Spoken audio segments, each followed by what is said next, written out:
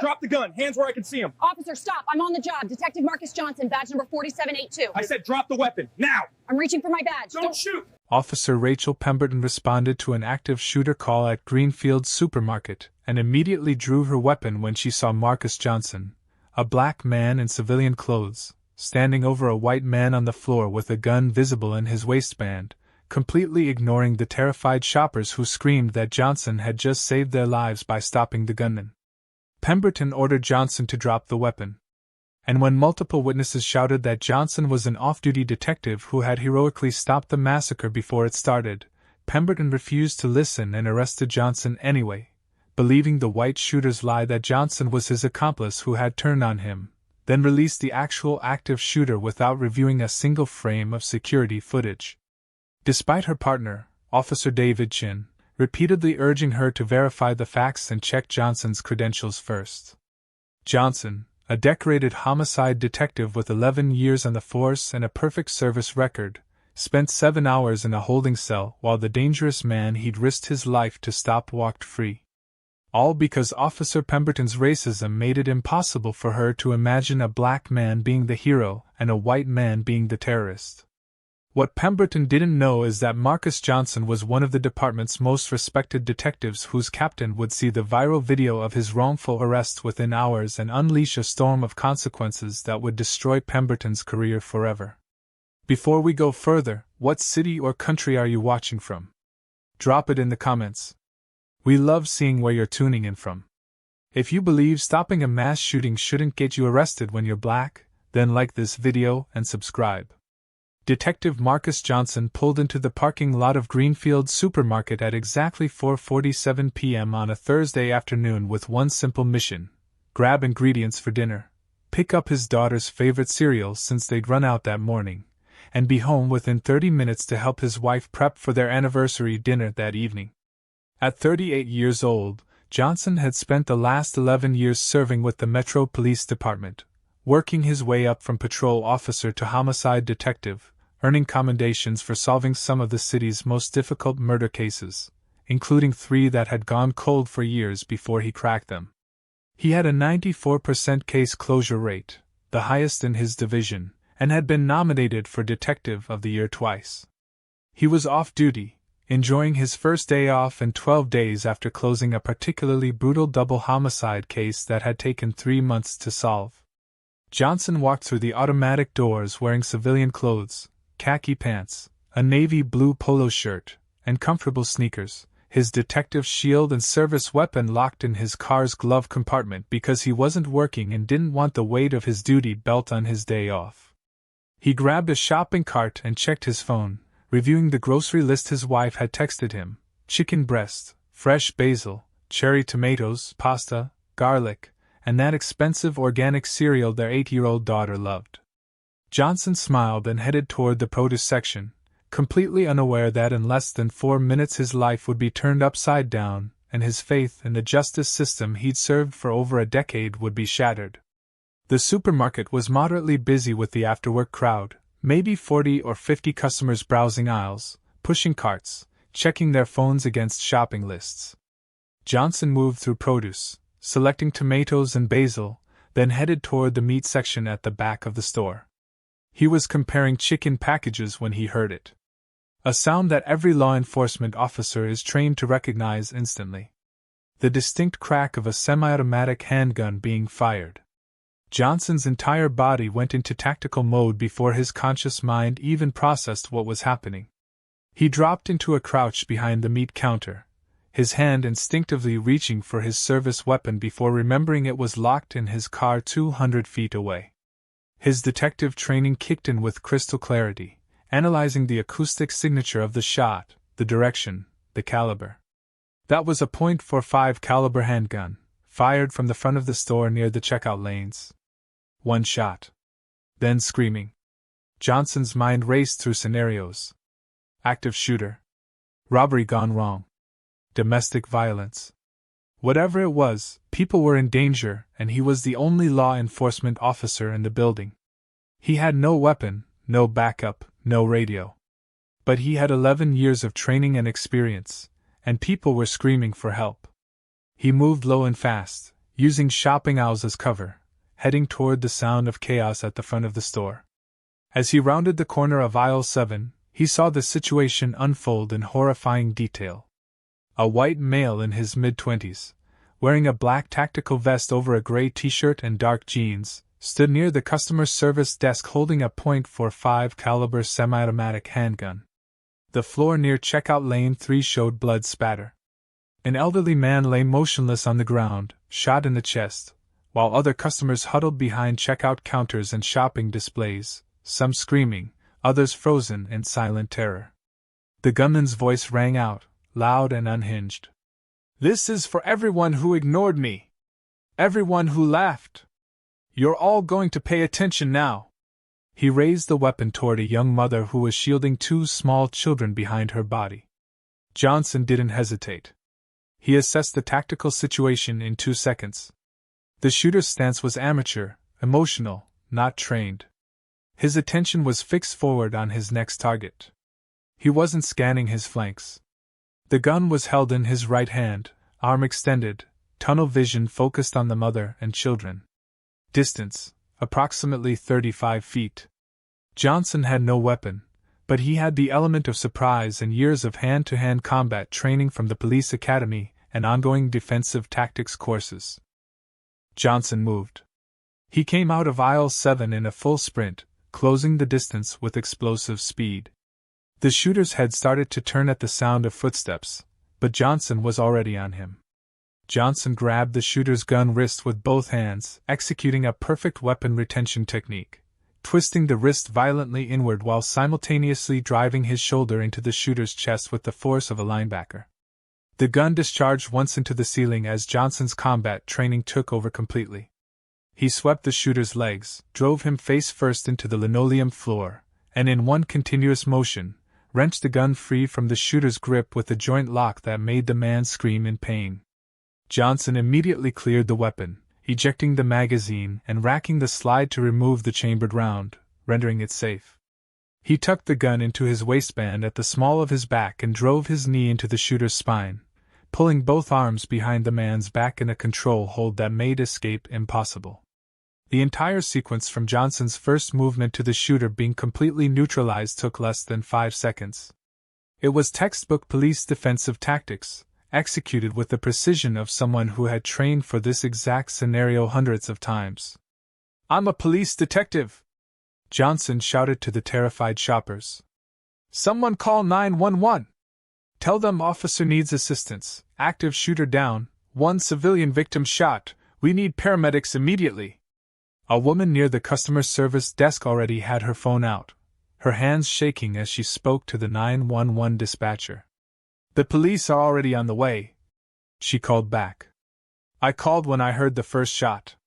The shooter struggled beneath Johnson, but the detective's weight and positioning made resistance pointless. "You're done," Johnson said quietly but firmly. "Stop fighting. You're not going anywhere." Customers slowly emerged from their hiding places, their faces showing shock, relief, and horror at the elderly man still lying motionless near checkout 3. A store employee who had first aid training rushed to the victim and checked for a pulse. "He's alive!" she shouted. "But barely. We need those paramedics now." A teenage employee near the far end of the store had pulled out his phone and was recording everything, his fingers steady despite the adrenaline. He was live streaming to his 250,000 TikTok followers, and he just captured something incredible. The video showed Johnson's heroic takedown, his professional weapon disarming, his calm control of the situation. The comments were already flooding in. Johnson kept the shooter pinned and waited. In his 11-year career, he'd arrested murderers, armed robbers, gang members, and violent offenders. Holding down an active shooter in a supermarket while waiting for backup should have been routine. He'd done his job. He'd saved lives. The nightmare should have been over. Less than 2 minutes later, the sound of sirens filled the parking lot. Heavy footsteps approached from the entrance. 2 patrol officers burst through the automatic doors with their weapons drawn. Officer Rachel Pemberton in front, a white woman in her late 30s with 12 years on the force, and right behind her, Officer David Chin, an Asian-American officer in his early 30s with 7 years of experience who had always looked up to Pemberton as a mentor.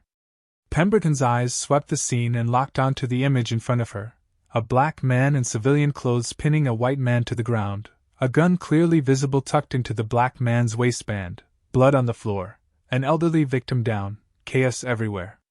Pemberton's brain processed this through the filter of 12 years of ingrained bias and prejudice, and her conclusion was immediate and certain. The black man must be the shooter or an accomplice. The white man on the ground must be a victim trying to fight back. "Drop the weapon!" Pemberton shouted, her service weapon aimed directly at Johnson's center mass. "Get your hands where I can see them! Now!" Johnson looked up at the officer, still maintaining his control hold on the actual shooter beneath him. "Officer Pemberton," Johnson said, recognizing her from the department even though they'd never worked together. "I'm Detective Marcus Johnson, Homicide Division, Badge 4782. This man is the active shooter. I disarmed him and I'm holding him for you. The weapon in my waistband is his gun. I cleared it and secured it."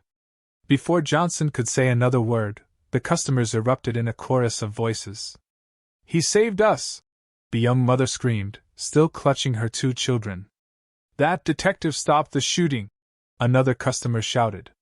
"The white guy is the shooter!" someone else yelled. "He's a hero!" the woman who had called 911 called out. "Check his badge!" the store manager shouted from behind the customer service desk. Pemberton's face twisted with irritation and certainty. "Everyone be quiet! I'll handle this!" She kept her weapon trained on Johnson. "You!" she barked at him. "I don't care what you say you are. Get your hands off that weapon and put them on your head. Now!" That was all Pemberton needed to hear. Her jaw set with certainty, and she tightened her grip on Johnson's arm. "Everyone needs to back away from this crime scene right now, or you'll all be detained as potential witnesses or accessories." The customers erupted in protest. "This is insane! You're arresting a detective! Check the cameras! He saved our lives! That guy in the vest is the shooter!" Pemberton started shouting over them. "Clear this area now! This is an active crime scene! If you don't exit immediately, you'll be arrested for obstruction." The teenage employee kept his phone up, still live streaming as customers were forced toward the exit. His video showed everything: Johnson in handcuffs, Pemberton's refusal to check his ID, Hendricks standing free, customers screaming the truth. The live stream had already reached 50,000 viewers and climbing.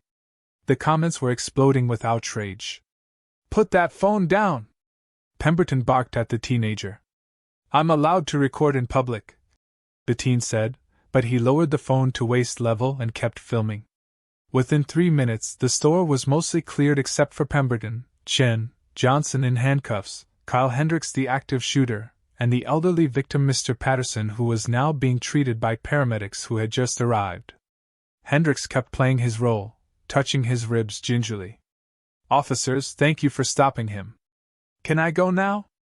I think he cracked my ribs when he attacked me. I need to get to a hospital." Chen looked at Pemberton with barely concealed shock. "Rachel, we need to take his statement first. We need to review the security footage. We need to verify everything before anyone leaves this scene." Pemberton's face flushed with anger at being questioned by her junior partner. "Officer Chen, I've been doing this job for 12 years. I know what I'm seeing. Black man with a gun, white would-be hero trying to stop a crime, confused witnesses who didn't understand the chaos. This man," she shook Johnson roughly, "is the shooter. This man," she gestured to Hendricks, "tried to stop him and got hurt for his trouble." "But Rachel," Chen tried again, his voice urgent. "He says he's a detective. His story matches all the witnesses. We should at least check his wallet before we—" "That's enough," Pemberton snapped.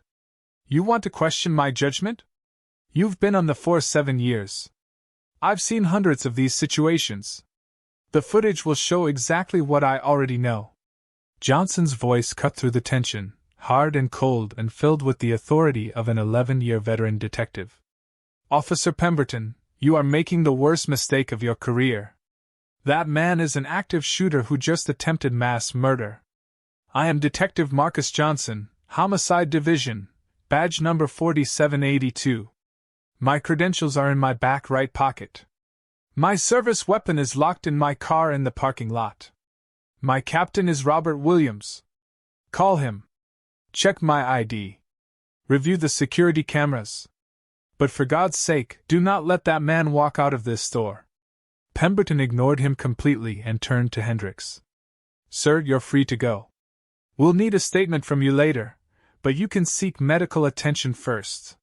Here's my card. Contact us when you're ready to give your official statement. Hendricks took the card with hands that had been shaking with murderous intent 10 minutes ago when he was about to kill a mother and her children, but were now steady with relief and disbelief. He'd been caught in the middle of an active shooting by someone who clearly knew exactly what they were doing, and now the police were letting him walk away free. He headed toward the exit before they could change their minds, his tactical vest still visible to everyone in the store. Chin made one last desperate attempt. Rachel, please. Just let me pull the security footage. It'll take 2 minutes. We can verify everything before anyone leaves. Pemberton turned on Chin with barely controlled fury. Officer Chin, if you question my authority one more time on this scene, I will have you written up for insubordination and you'll be writing a desk for the next year. Do you understand me? Chen's mouth closed. He looked at Johnson with apologetic eyes, but he said nothing. Going against a 12-year veteran as a 7-year officer could end his career. Kyle Hendricks, wanted by the FBI for posting manifestos threatening mass violence, a disturbed individual who had just shot an elderly man in cold blood and was seconds away from killing a mother and 2 children, walked out of Greenfield Supermarket a free man because Officer Rachel Pemberton's racism was stronger than her duty to verify the facts.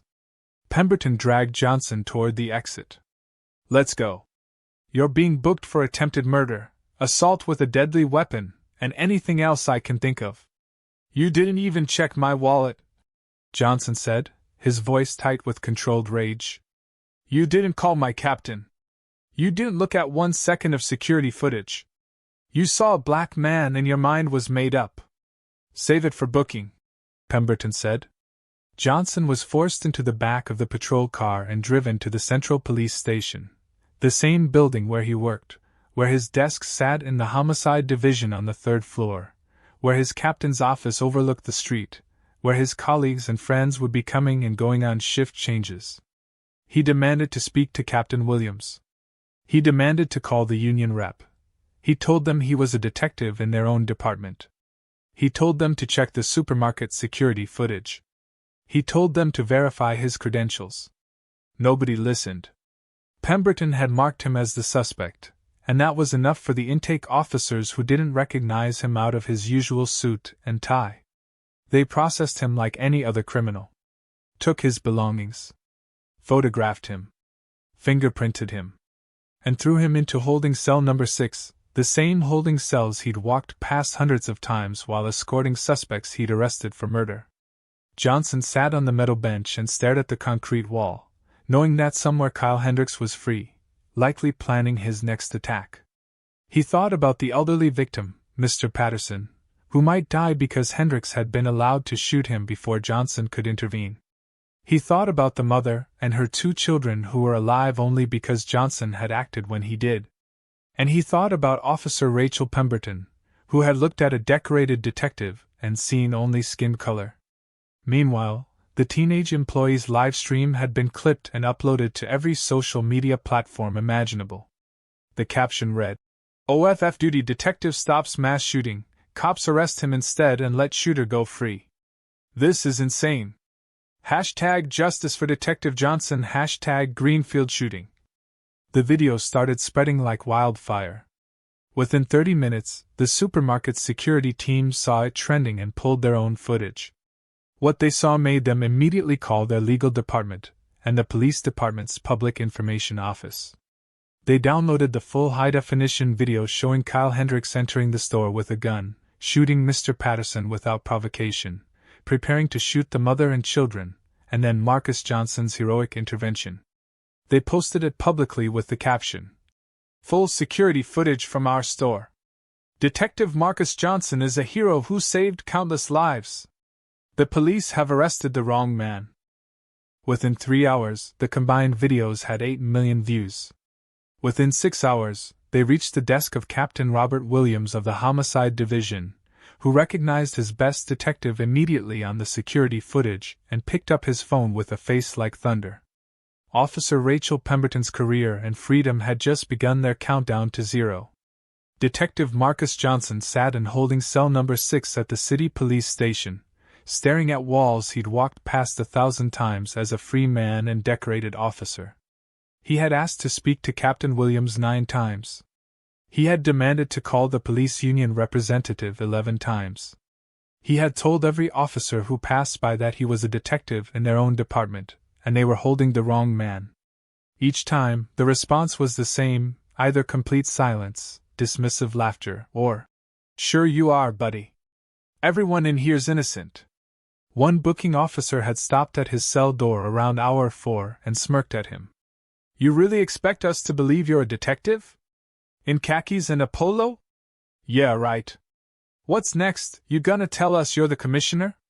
The officer walked away chuckling while Johnson sat there, knowing that somewhere Kyle Hendricks was free, possibly acquiring more weapons, possibly planning another attack. He thought about Mr. Patterson, the elderly victim who had been shot for no reason other than being in the wrong place at the wrong time. He thought about the mother and her 2 children who would have died if he hadn't acted. And he thought about Officer Rachel Pemberton, who had looked at a fellow officer saving lives and seen only a criminal because of his skin color. At the supermarket, the teenage employee whose name was Tyler Chin sat in the parking lot with his phone absolutely exploding with notifications. The live stream he'd broadcast of Johnson being arrested while customers screamed the truth had reached 3 million views in just 2 hours. The comment section was on fire with outrage.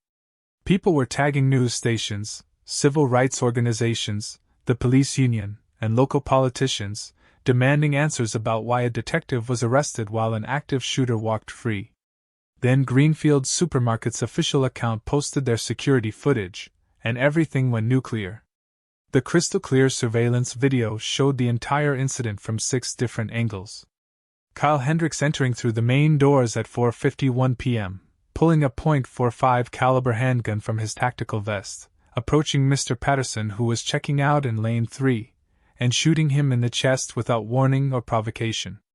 The footage showed Hendricks raising the gun toward the young mother and her children. Then it showed Marcus Johnson sprinting from the meat section, executing a perfect tactical takedown, disarming Hendricks with professional precision, clearing the weapon, and holding him safely until police arrived. The footage showed Officers Pemberton and Chin entering, Pemberton immediately pointing her weapon at Johnson, and the chaotic arrest that followed while customers desperately tried to explain the truth. The video showed Pemberton refusing to check Johnson's ID, refusing to look at the cameras, and then releasing Kyle Hendricks while arresting the hero who had saved lives. Tyler's phone rang. It was a producer from CNN asking if they could interview him and use his footage. He said yes immediately and told them everything he'd witnessed, including Pemberton's absolute refusal to verify any facts before making arrests. Within the hour, 5 major news networks were running the story with headlines like, "Off-duty detective arrested after stopping mass shooting while actual shooter goes free," and "Hero detective handcuffed while active shooter walks free. Witnesses say racism to blame." The video reached social media platforms across the country, and then the world. People shared it with outrage, disbelief, and horror.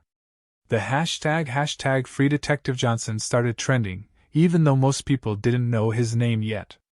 The early posts just called him #SupermarketHero. Civil rights attorneys were already calling the police station demanding information. Local activists were organizing outside the station with signs reading, "Justice for the detective," and "Arrest the real shooter." But the video also reached someone else. At exactly 6 hours and 23 minutes after Johnson's arrest, Captain Robert Williams of the Homicide Division sat in his office reviewing case files when his assistant knocked on his door with unusual urgency. "Captain, you need to see this right now," she said, her voice shaking. "It's Detective Johnson." Captain Williams took the tablet and watched the supermarket security footage showing Johnson executing a perfect tactical takedown of an active shooter with the kind of professional precision that comes from years of police training.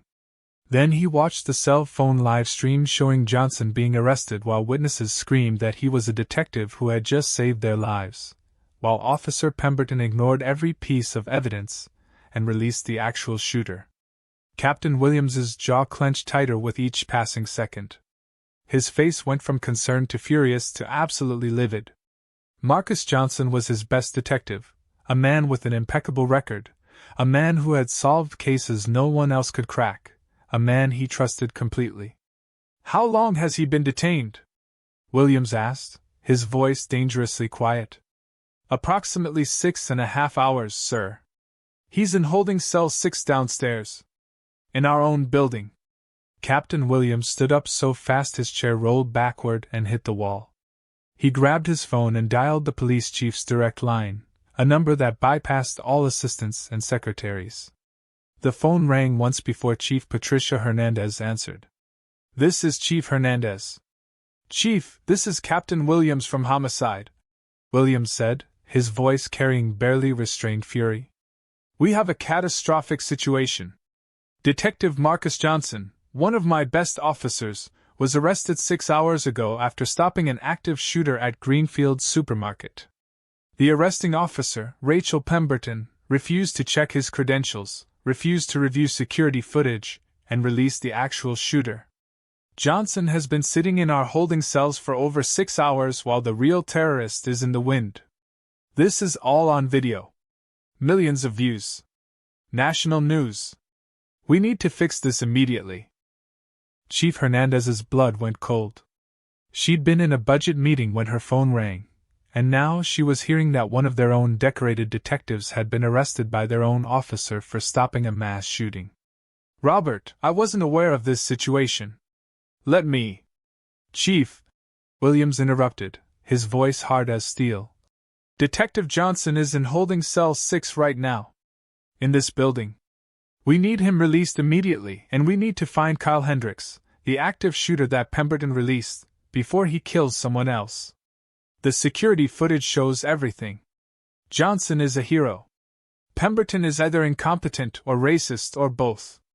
And our department is about to be destroyed in the media unless we act right now. Get him out of that cell immediately," Chief Hernandez ordered. "I'm on my way to the station. We'll handle this." Williams hung up and stormed out of his office.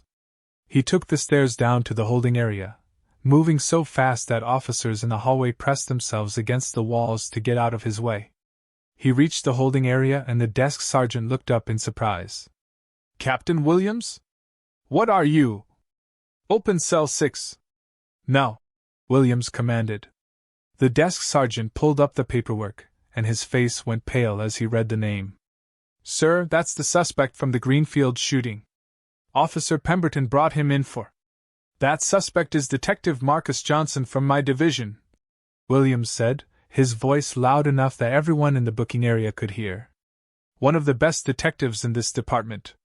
He stopped an active shooter and saved lives, and you people threw him in a cell for 6 hours. Open it now." The cell door buzzed open and Johnson walked out. His face was calm, but his eyes showed exhaustion and anger that cut to the bone. He looked at Captain Williams, and for a moment neither man spoke. "Marcus," Williams said quietly, "I'm sorry. This should never have happened." "Captain," Johnson said, his voice controlled but edged with something hard and final, "I stopped a mass shooting. I disarmed an active shooter who had already shot 1 man and was about to kill a mother and 2 children. Officer Pemberton saw me holding him down and decided I must be the criminal. She never checked my badge. She never reviewed the security footage. She never called you to verify my identity. She believed the shooter's lie without question. And she let him walk free while I sat in that cell for over 6 hours, telling everyone who would listen that they had the wrong man. No one listened. Because they looked at me and saw a criminal instead of a detective." Williams had no response because he knew Johnson was absolutely right. This wasn't just a mistake. This was racism, and it had happened in their own building. They returned Johnson's belongings, his wallet with his detective's shield inside, his phone showing 89 missed calls and over 300 text messages, his keys. His phone was flooded with messages from other detectives in the division, from the police union, from news organizations, and from his terrified wife who had seen the viral video and didn't know where he was. Chief Hernandez arrived at the station 22 minutes after Williams's call. She found Johnson standing in the lobby with Captain Williams, no longer in handcuffs, but his face showed the exhaustion and righteous anger of a man who had been betrayed by his own department. "Detective Johnson," Chief Hernandez said, "I cannot express how deeply sorry I am for what happened to you today. This department failed you in the worst possible way. Officer Pemberton has been suspended pending investigation. We're initiating termination proceedings." Johnson looked at the chief with eyes that had spent 11 years serving this department, solving murders, putting criminals away, protecting the community. "Where is Kyle Hendricks?" Hernandez's face tightened. "We have units searching for him now. We've issued a warrant for his arrest. We've contacted the FBI since he crossed state lines before." 7 hours too late, Johnson said quietly. "He could be anywhere by now.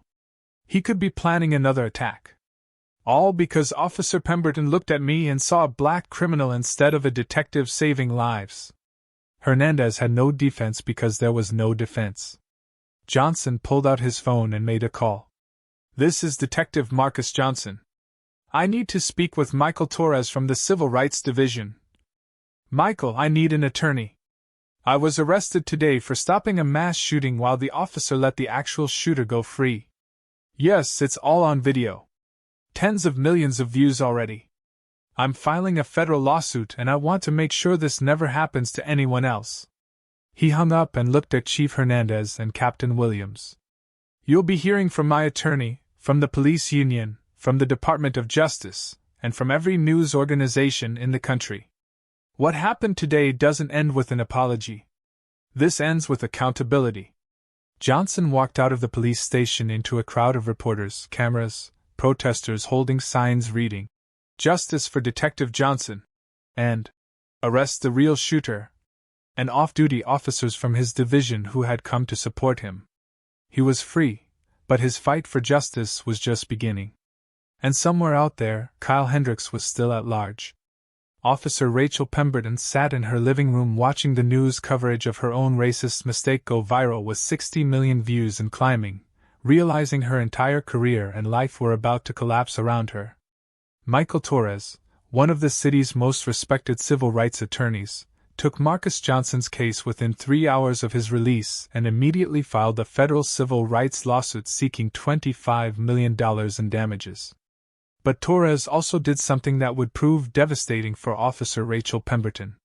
He subpoenaed her entire 12-year career record, and what he found made his blood boil. Pemberton had 21 excessive force complaints filed against her over her career. 18 of those complaints came from Black or Hispanic suspects. She had 19 wrongful arrest complaints in her file. 16 were filed by minorities. Every single complaint had been dismissed or resulted in nothing more than a written warning that went into her file, and was promptly ignored. The pattern was undeniable and had been documented for over a decade, but nobody in the department had ever taken meaningful action to stop her. Torres also discovered something worse. He pulled records of every arrest Pemberton had made over the past 5 years and found that 47% of her arrests of black suspects were later dismissed due to lack of evidence, procedural errors, or prosecutorial discretion. The number for white suspects was 9%. Pemberton had been systematically targeting minorities, making bad arrests based on racial assumptions, and the department had let it continue year after year. But the most damaging evidence came from the supermarket security footage combined with the body camera footage from both officers. The supermarket's 6 high-definition cameras showed everything in perfect clarity. Hendricks entering with the gun, shooting Mr. Patterson. Without provocation, preparing to execute the mother and children, and then Johnson's textbook police takedown. The footage showed Johnson professionally clearing the weapon and holding Hendricks safely. Then it showed Pemberton's immediate assumption that the black man must be the criminal despite a dozen witnesses screaming the opposite. The body camera footage from Officer David Chen's chest camera showed something even more revealing. Chen's camera had captured the audio of him begging Pemberton multiple times to check Johnson's credentials and review the security footage before making any arrests. The audio clearly recorded Chen saying, "Rachel, maybe we should let him show us his badge." And, "We need to check the security footage." And, "Rachel, please, everyone is saying the same thing." And it captured Pemberton's responses, dismissive, angry, absolutely certain in her racist assumptions. "I'll handle it. Don't question my authority. I know what I'm seeing." The breaking point came when Torres obtained Kyle Hendricks' full background. Hendricks wasn't just a random active shooter. He had been investigated by the FBI for posting manifestos online threatening mass violence against society's outcasts rising up. He had been flagged by the FBI's Behavioral Analysis Unit as a potential domestic terrorist. He had purchased 5 firearms in the past 6 months, all legally but all flagged by the ATF as suspicious pattern buying. His social media was filled with manifestos about making people pay attention and showing them all. The FBI had been monitoring him but hadn't had enough evidence for arrest. Until he walked into Greenfield Supermarket and shot an innocent man, becoming an active shooter. And Officer Rachel Pemberton, who should have secured the scene and verified the facts, had looked directly at a domestic terrorist and let him walk free because her racism wouldn't allow her to believe a black man could be the hero. 4 days after Johnson's release, Kyle Hendricks was finally captured by FBI tactical teams after a standoff at a motel 200 miles away. In his room, they found 3 more firearms, 2,000 rounds of ammunition, body armor, and detailed plans for attacking a shopping mall during the holiday season. The FBI estimated that if Hendricks had executed his plan, the casualty count could have exceeded 50 people. During his interrogation, Hendricks admitted that after Pemberton released him from Greenfield Supermarket, he'd felt invincible. "I shot someone and the cops let me go," he told FBI agents. "I knew I was meant to do this. They couldn't stop me." Torres made sure that fact was included in Johnson's lawsuit. Officer Pemberton's racist decision to free Hendricks had directly enabled a domestic terrorist to plan an even larger attack. Mr. Patterson, the elderly victim who had been shot at the supermarket, survived after 3 surgeries and 2 months of recovery. But he would carry that bullet wound and the trauma for the rest of his life. Torres included Patterson's medical records and his victim impact statement in the lawsuit. The state attorney general reviewed all the evidence and announced that criminal charges would be filed against Officer Rachel Pemberton.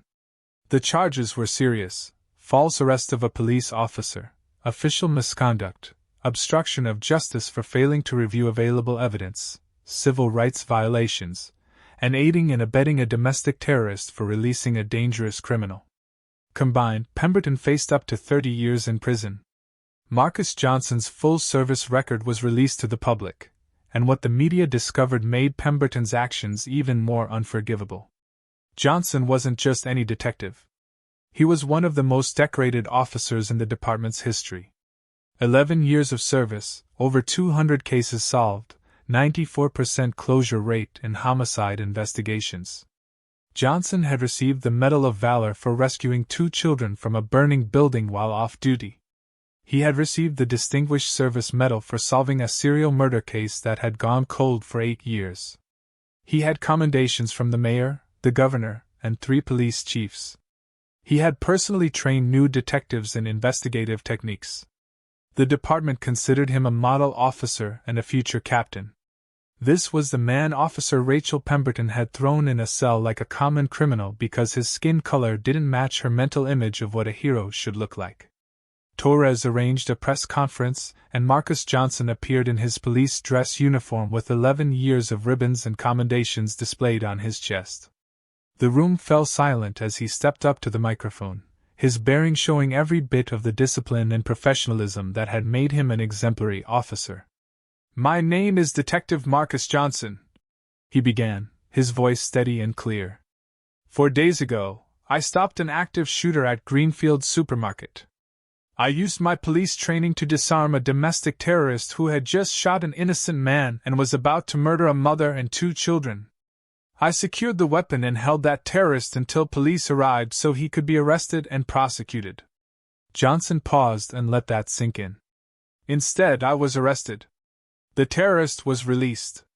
And for 7 hours I sat in a cell in my own police station while Officer Rachel Pemberton's racism was valued more than the truth, more than the evidence, and more than the lives I had just saved. The reporters were silent, cameras recording every word. 12 witnesses told Officer Pemberton I was a detective who had just saved lives. The store manager recognized me from community policing events and vouched for me. My credentials were in my wallet in my back pocket. The supermarket had security cameras that showed everything. Officer Pemberton's own partner begged her to verify the facts before making any arrests. Johnson's voice hardened. She ignored all of it. Because when she looked at me, she didn't see a detective who had served this city for 11 years. She didn't see a man who had just stopped a mass shooting. She saw a black man. And in her mind, that automatically made me the criminal. The room remained silent, the weight of his words settling over everyone. Officer Pemberton's racism didn't just hurt me, Johnson continued. It freed Kyle Hendricks, a domestic terrorist who the FBI had been monitoring.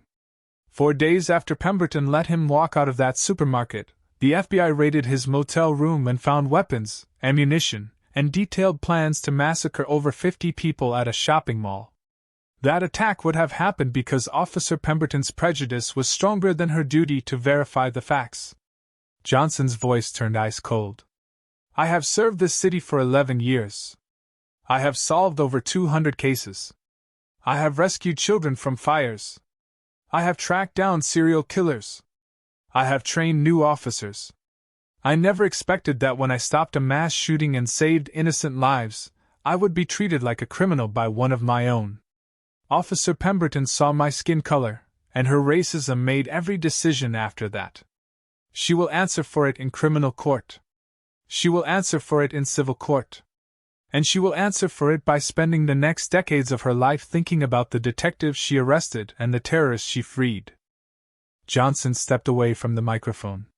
The room erupted in questions, but he didn't answer any of them. He'd said everything that needed to be said. His attorney would handle the rest. Officer Rachel Pemberton watched the press conference from her living room where she'd been suspended without pay, knowing that her career was over, her freedom was about to end, and her name would forever be associated with one of the most clear-cut cases of racist policing ever caught on camera. The trial would prove Johnson right about everything. But first, the consequences would have to unfold in their devastating entirety. Officer Rachel Pemberton's criminal trial began 5 months after Marcus Johnson's wrongful arrest and lasted 4 weeks. The prosecution presented overwhelming evidence. The supermarket's high-definition security footage showing Johnson's heroic actions in crystal-clear detail. Body camera audio of Officer David Chin begging Pemberton to verify Johnson's credentials and check the security footage before making arrests. Testimony from all 12 witnesses who had screamed that Johnson was a detective and Hendricks was the shooter. Johnson's wallet with his detective's shield that Pemberton had refused to examine. And Pemberton's 12-year history of complaints showing a clear pattern of racial bias that the department had systematically ignored. The defense tried to argue that Pemberton had made a split-second judgment call in a high-pressure situation and simply made an honest mistake. But the prosecution destroyed that argument by playing the body camera audio where Chin had given Pemberton multiple opportunities to verify the truth, to check Johnson's ID, to review the cameras, to listen to the witnesses. And Pemberton had refused every single time, stating clearly that her mind was already made up based on what she saw, a black man with a gun. The prosecution also called Kyle Hendricks to testify from federal prison, where he was awaiting trial on domestic terrorism charges. Hendricks admitted on the stand that he had lied to Pemberton, telling her that Johnson was the shooter. "I knew she wanted to believe it," Hendricks said with disturbing clarity. "She looked at him, and she looked at me, and I could see in her eyes that she'd already decided the black guy was guilty. So I played into it. And it worked. She let me go." The jury deliberated for 9 hours and returned guilty verdicts on all charges: false arrest of a police officer, official misconduct, obstruction of justice, civil rights violations, and aiding and abetting a domestic terrorist. Pemberton sat motionless as the verdicts were read, her face pale and empty, knowing her life as she'd known it was finished. At sentencing 3 weeks later, the judge showed no mercy. "Officer Pemberton, you were given a badge and the public's trust to serve and protect all citizens equally. Instead, you allowed your racial prejudice to dictate your actions in the worst possible way. You arrested a decorated detective who had just saved innocent lives. You freed a domestic terrorist who went on to plan a mass casualty attack that could have killed dozens. Your racism endangered the community, betrayed the badge you wore, and destroyed the public's faith in law enforcement." The judge paused and looked directly at Pemberton. "This sentence must reflect the severity of your misconduct and send a clear message that racism in policing will not be tolerated. I hereby sentence you to 25 years in state prison with the possibility of parole after serving 20 years. Pemberton was led away in handcuffs to begin her sentence. At 39 years old, she would be 59 at her earliest possible release. Her husband had already filed for divorce. Her teenage son refused to speak to her. She'd lost her pension, her benefits, and her freedom. The video of her arresting Johnson while witnesses screamed the truth had been viewed over 150 million times worldwide and was now used in police academies across the country as the definitive example of how racial bias destroys lives, careers, and communities. The city settled Marcus Johnson's federal lawsuit for the full $25 million rather than face a jury trial where the damages could have been even higher. The settlement was the largest wrongful arrest payout in the state's history.